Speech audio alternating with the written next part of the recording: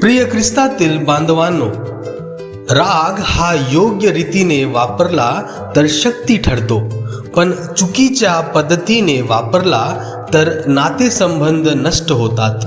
योग्य उद्देशाने केलेला राग मात्र आशीर्वाद बनतो. पहिल्या वाचनात आपण पाहतो की यहूदा कमी सैन्य घेऊनही विजय मिळवतो, कारण देव त्याच्यासोबत होता. विजय मिळाल्यावर तो मंदिर शुद्ध करतो.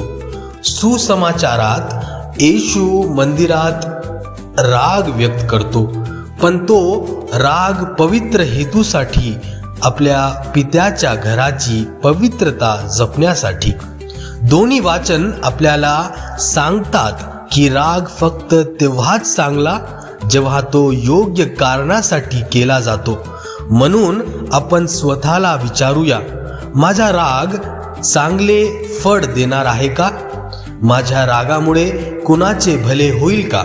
चला आपण आपला राग समजून आणि शहाणपणाने वापरूया, जेणेकरून तो आपल्यासाठी आणि इतरांसाठी उपयुक्त ठरेल.